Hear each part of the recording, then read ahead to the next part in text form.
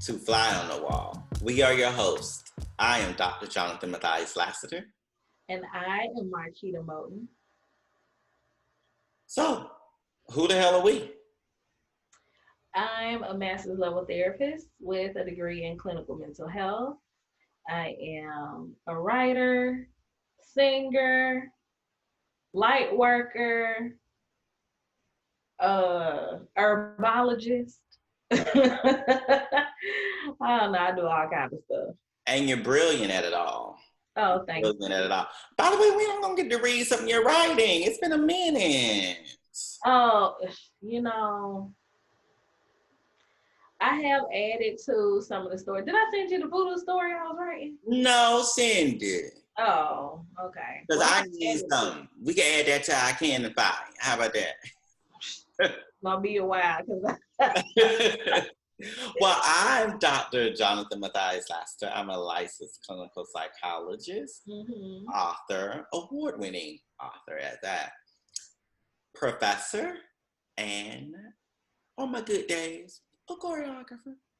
Okay, girl. You know. Yes, I forgot you did a little 1-2 step. You know, a little one, I could give you a good little A. So make sure you put a ball change in there. A little ball change with a step and a pirouette. And a drag. You gotta give me a drag. A drag into a suit new into an airbag. All right. That's for people that took that life. Okay. You're so silly. So what we talking about today?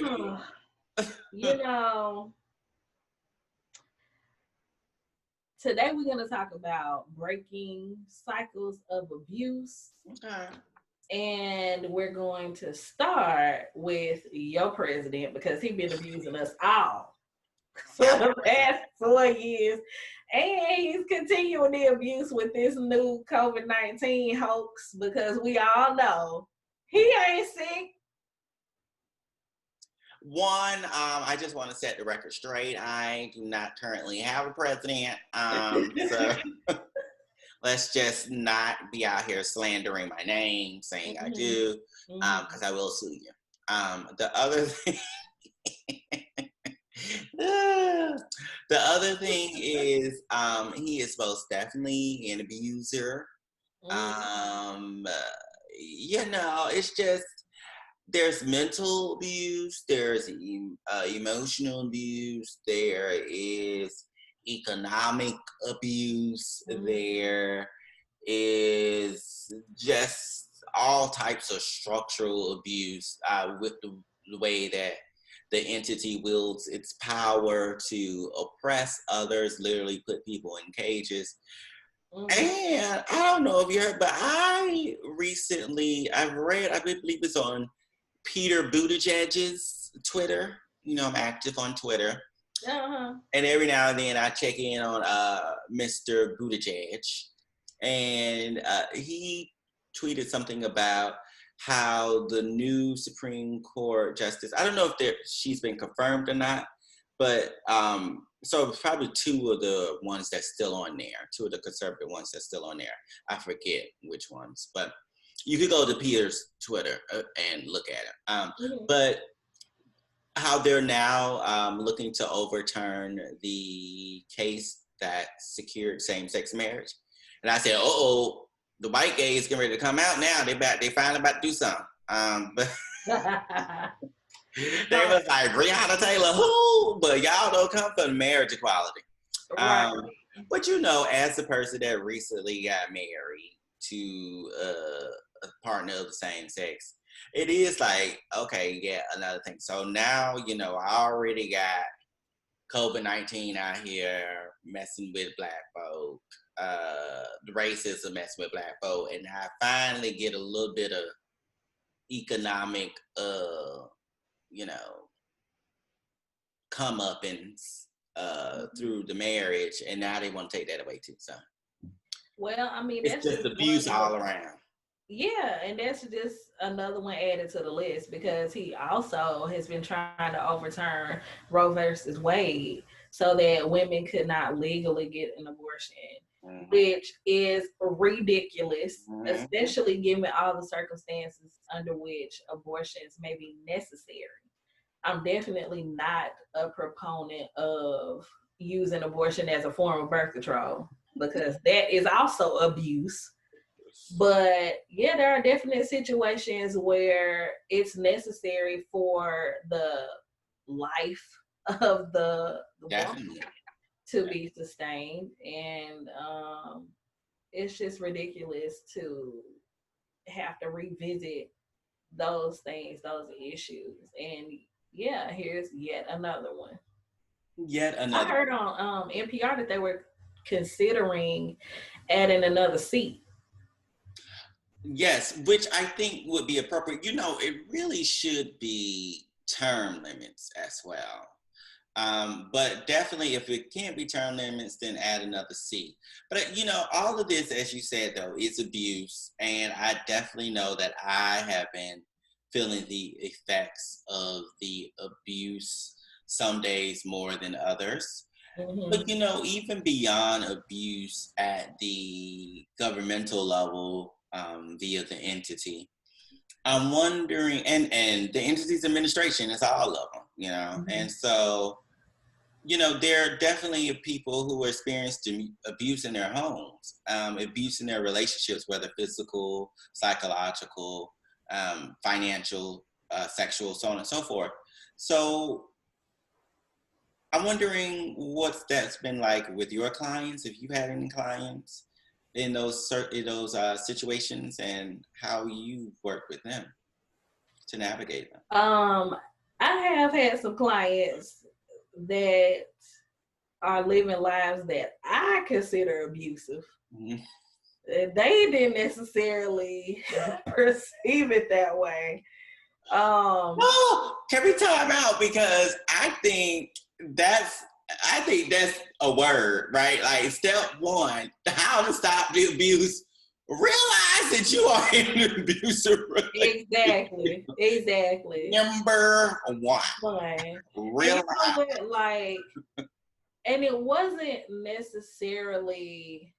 Let's define abuse. Yes, please do. Let's do that. So I know that extreme situations are more prominent, more recognizable, right? So if you have like the Rihanna and Chris Brown situation, that's very clear, overt abuse. Mm-hmm. But there are small abuses. I consider it abuse anytime someone is disrupting the normal flow of existence of another person. And so that's not always going to be big. It can be small. So just disrupting a peace, I consider that an abuse. Okay. So that's why I say I've had clients that I consider them, you know, I consider their relationships abusive in some way, but they don't necessarily see it in that way. So yeah, I've had a couple who the wife was very pessimistic. And not only was she pessimistic, it was worse. I don't think she was diagnosed as borderline, but she kind of had some borderline tendencies. Because the husband was more like a free spirit. He was happy-go-lucky. He liked to like dance around the house, you know, smoke some marijuana every once in a while. He's just a free, laid-back type of person. But that made her feel like she had to manage him in some way. And so her way of managing him was just very negative. It was always telling him what he was doing wrong. There was never any positive. Even during the session, when I tried to bring up positive things that they could do together, inclusive things that he had suggested, but that she rejected because of whatever is going on with her. So to me, that's abuse. She was constantly disrupting his natural flow in life. And then that made him super stressed out and prompted him to smoke more marijuana. And, so it was just a very strange situation. It also sounds like a case of psychological confinement, meaning that she was basically dictating how he should act. And if he didn't act in the way that she thought appropriate, she She would punished express it him. in some way, right, and punish him through Yeah. some sort of behavior that then would get him back in line. So it basically required him, if he did want to have a hope at peace, right, it Hmm. required him to suppress himself, right, which then led to the escape in the form of, it sounds like, obsessive drug use. Well, um, If not it excessive, wasn't really excessive, but it definitely increased so maybe it's because not of excessive, but it was definitely mood altering. It definitely became a coping mechanism. Sounds like. exactly. And the thing was, she wasn't even happy with that. Like she was when he did change his behavior to try to appease her, she was still unhappy. So it was just, I Damned would say if that's you what do, it is. damned if you don't. The best thing you can do for yourself, brother, is get divorced. But I didn't say that out loud. But they told us in grad school that usually couples counseling is really divorce counseling. It really is. I think that she made the decision for them to no longer continue with therapy because I was too supportive of him. Mm. And so she didn't like that, of course.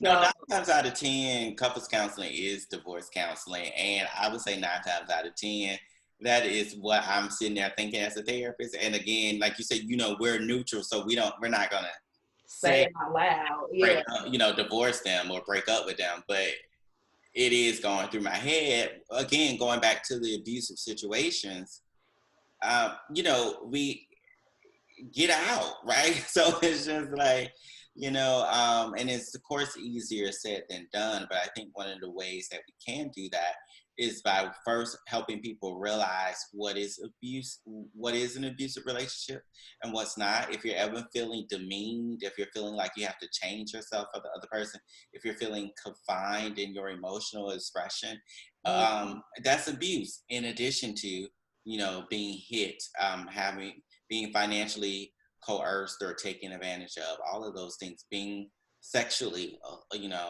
assaulted or coerced. All of those things are Exactly. forms of abuse. So I like that you brought up the forms of abuse, and I'm curious, how do you ascertain abuse in a therapy session? Like if you have a client who isn't really aware that they may be in an abusive situation, how do you help them come to that awareness? Yeah, so for me, it's about listening, right? I mean, I'm sure every therapist will tell you this. I'm sure it's the same for you. Mm-hmm. That the presenting problem is not, I think I'm in an abusive relationship or my partner is abusive, how do I get out? Then of course I'm not necessarily assessing for that outside of like the normal, let's say, are you in an abusive relationship on an intake form or something like that, right?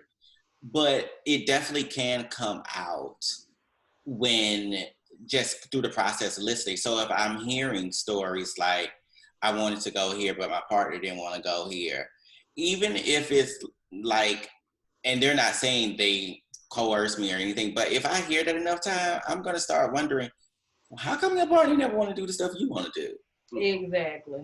And so so I'm going to be like, so then I'm going to start asking more questions. Or if I hear that, my partner asked me to do this, I wasn't really in the mood to do it, but I did it anyway. Okay, that's also I want to say a red flag, but it's definitely a yellow flag. I'm listening a little bit more intently now, and I'm going to be on the lookout for other things like that. So anytime where I'm hearing possible coercion, or again, a person is saying that they're altering their behavior, suppressing their emotions or something to appease their partner, then to me, that's again, I'm my antennas are going up, and I'm like, okay, let me probe a little bit more. So that's the way I go about it, outside of the more formal, sort of intake process of asking about abuse. Yeah, I have a similar approach. I also like for people, whether it's a couple or an individual that you're dealing with, when you do start listening, I like to have them come to that realization on their own by asking them what an ideal situation looks like what their practical but ideal situation looks like, whether it's their ideal marriage, ideal dating situation, whatever. And then have them assess how close they are or how far away they are from that. And also their willingness to contribute to it if it's a couple. Because sometimes it's not intentional. Right. But I think having them assess their willingness to contribute to getting to that ideal place that they've identified also can help them think a little differently about it. And I like that too, like you're presenting it to them and helping them come to that realization, because really as therapists and even as people, if we're having conversations with our friends or family members, we can't, 9 times out of 10, if we be like, you in an abusive relationship, you need to leave that person, or you need to stop engaging in the situation with the entity as an abuser. You need to stop engaging with social media, right? Because you're exposing yourself to the abuse. The person's not going to listen until, one, as I said, they recognize it's abusive. Two, they feel that they have the skills. So what I hear you talk about is like helping people develop skills to be able to navigate that abuse and get out of that abuse. So, and also providing people with resources to aid in. So what's the alternatives, right? So like you said, so what's your practical idea? Where are you now? What's the discrepancy? What are the skills or the steps we need to take in order to get to the practical idea? What are the resources that can support you to getting to that practical idea? So I think all of those things are important and essential, really, when navigating and moving outside of the abusive dynamic. Exactly. Yeah. Yeah. So what are some resources? Well, we gonna get there. We gonna get there. Resources for the abuse victims? Yeah, so we're gonna get there. That's in our resource section. You jumping ahead. So, well, what's next? well, what's next? No, let me say this real quick. I like that you brought up social media because I personally feel abused by media period sometimes. And I feel like part of the media abuse is how we ended up in this situation with Trump as president. Let me just put that out there. So a lot of times I will cut myself off from social media. I don't watch the news intentionally because it feels abusive. Even when it's not a Breonna Taylor situation where the police, kill someone who was innocent, just seeing another Black man being accused of something and his mugshot is on the TV, that feels abusive to me and it's overwhelming. And so I guess we can identify self-abuse or self-induced abuse as part of this segment as well. Just recognizing what grieves your spirit and removing yourself from that or removing it from you. Yet another word, how are you colluding in your own abuse, right? Hello. How are you grieving your own spirit? That's like when people wanted to watch that debate, and I saw folks online was like, that New Yorker cartoon was like putting your head in a vice. This was the emotional equivalent of watching the debate, and I said to myself, well, duh, who didn't know that before watching the debate? Which is why I opted out. Like, I already knew it was going to grieve my spirit. I didn't need to watch it to know that. I mean, you know who was involved. So, so how are we colluding in our own abuse? I agree. But we have another section. or Segment. segment. Sorry. I'm hearing Jonathan in my head. But we have another I know. segment. Cannon fire. Pew, pew, pew, pew, Yay. pew, pew, pew. And so that is the segment where we talk about books. And so how to build your own canon, your own library of books and articles and all those great literary resources. And so I have one today. You have yours ready? I do. You want to go first? You want me to go first? Go ahead. So mine is Alice Walker, Temple Yes. of My Familiar. Yes. And so I love this book. This is my second time reading it. I read it originally back in college, I want to say. I was in college when I read it the first time, or it was either college or right after college. I think it was college. And I read this book, and I remember it was the first time I had ever read about or really been introduced to past lives and this idea of reincarnation.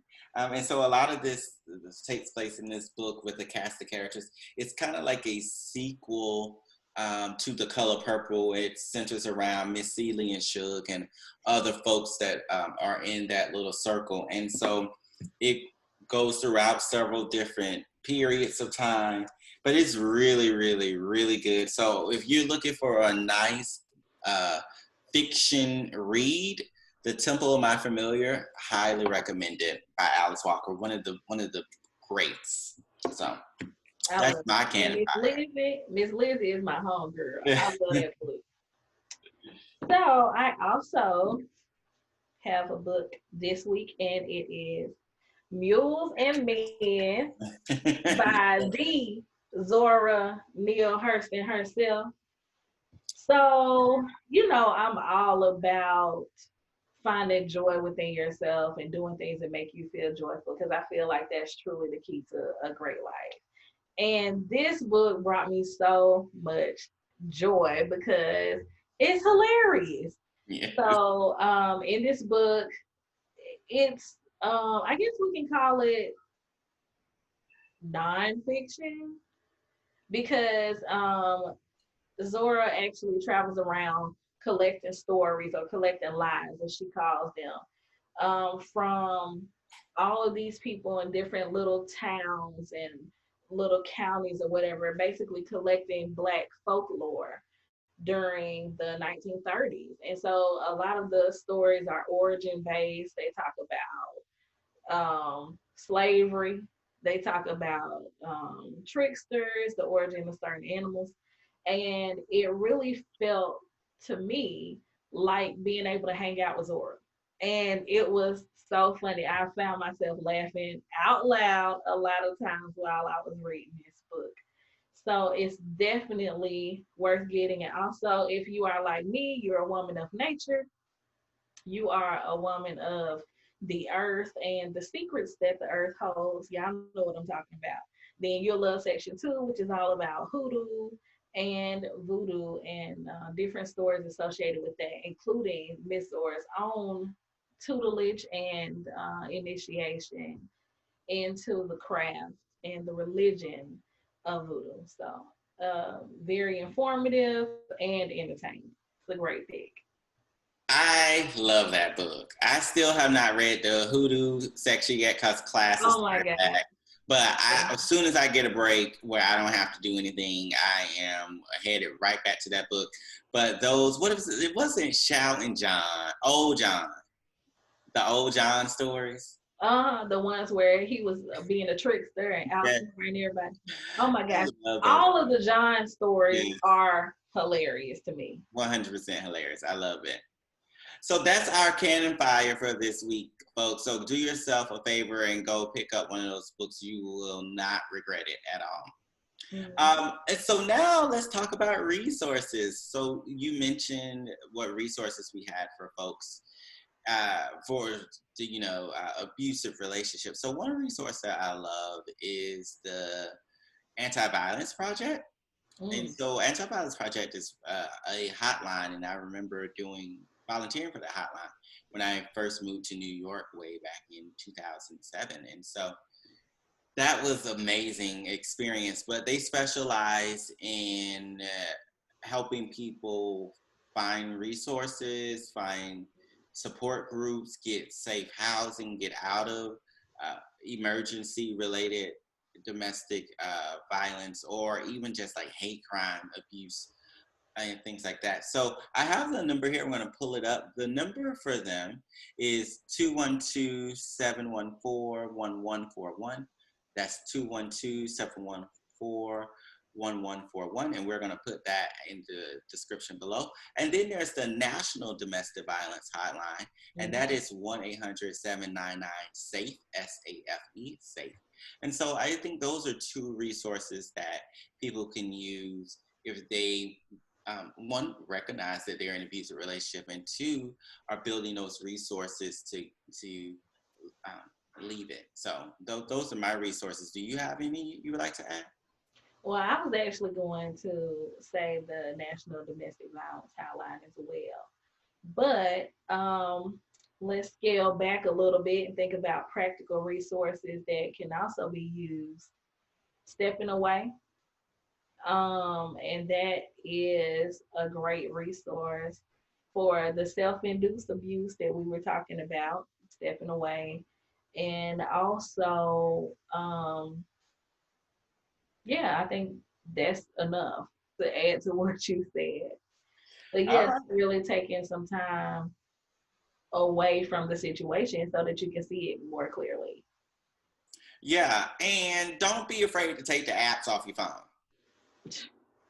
Log off of Facebook, Instagram, Twitter, Snapchat, TikTok, all the girls. All of it. All of them. Log off. So those are the resources. So I think it's time for a replay. So what are the takeaways for today that you want people to have? So takeaway number 1, recognizing abusive situations. That's number 1. Number 2, using certain tools to identify them, whether you're doing a comparison with your ideal situation versus what's going on, or if you've taken a step back and you can see a little more clearly that, your spirit is grieved or your joy is being disrupted. Making sure that you use those domestic violence hotlines and resources that can help you get to safety or, remove yourself from an unsafe situation so that you can recuperate and do what you need to do. Read books that feed your spirit. Yeah. Talk to a therapist. And what else? I don't know. I think those are all great. Yeah, definitely the take homes for me. One, as you said, recognize, build the tools, and get the resources. Yeah, and therapy can definitely be a part of those resources. So I agree. I just amen everything you said. So. All right, then. Well, I think that's a wrap for this episode. I think that's a wrap, too. So, as always, be sure to like, subscribe, comment, share with your mama and them and your cousin. And that friend that you know is in an abusive relationship. It reminds me of Destiny's Child. Girl, I can tell you been crying, you need someone to talk to. Girl. Exactly. That friend. Yes. Make sure to share this episode with them. And so I think that's going to wrap it up for us. And I think that's it. Love you, Keita. I think that's it. So we'll see you next time. See you next time.